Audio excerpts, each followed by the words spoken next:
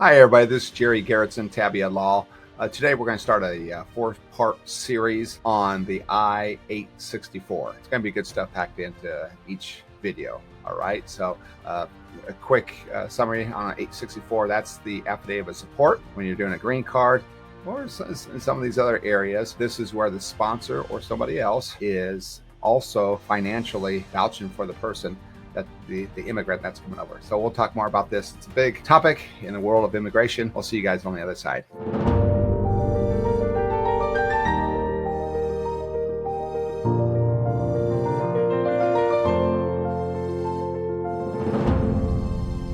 Hi, everybody. This is Jerry Garrettson, Tabea Law. This is part one of a four-part series on the I-864. What is the I-864?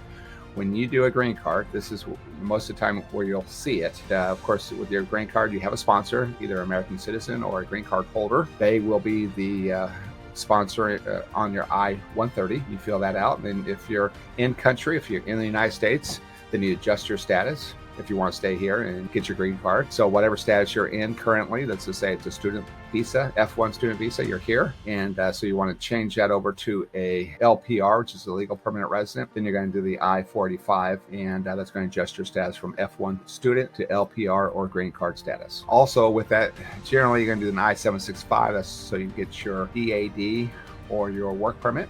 And also, it's going to take about a year to get your green card. So you're going to want to be working here probably. The EADs right now are taking about 3 to 6 months to get. So at least you'll be working while you're still waiting for your green card. Once you get your green card, you don't need the EAD. The green card acts as your work permit too, and your travel document. The other item is the I-131. That's your advanced parole. You want to leave the country, come back, you want to have travel papers. Still not recommended while you have a pending application for your green card. Wouldn't leave the country at all, would stay here. Sometimes they'll look at them, they'll say you abandoned your application. So I would not leave. However, sometimes there's an emergency, somebody's dying or what have you. You have to leave, then that's where you're going to want your I-131, your advanced parole travel papers. Once you get your green card, there's no issue. You can go and leave. Just don't be longer than a year. You don't want to be out of the country longer than a year, because then there could be issues with your green card. The 864 is also something that you send in with that package of all the other applications I sent in. The 864 is a standalone contract with the government. The sponsor, the person that's vouching for the immigrant coming in, is making a contract with the Department of Homeland Security. And what they're doing is the government saying, we'll give you the green card, but you have to promise to support financially the immigrant coming in. Most of the time, that's not a problem, right? It's either a parent, child, or a spouse. Of course, you're going to support them. There's no problems there.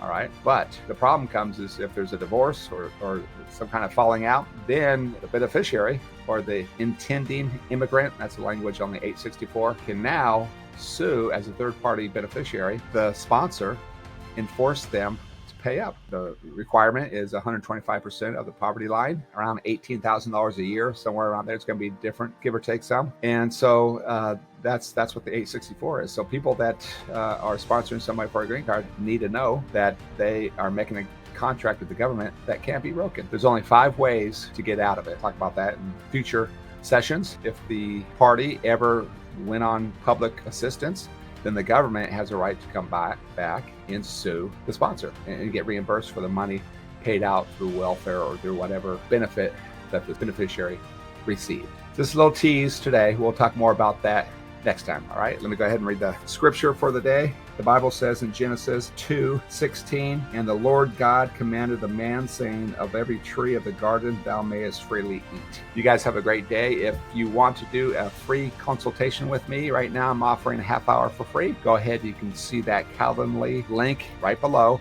You can go there, click that. You can see my calendar, pick the day and time that works best for you, and we can meet virtually or at my office, whatever works for you guys. And again, it's a free half-hour consultation on any area of the law in the immigration world. All right. Thank you so much. You guys have a great day.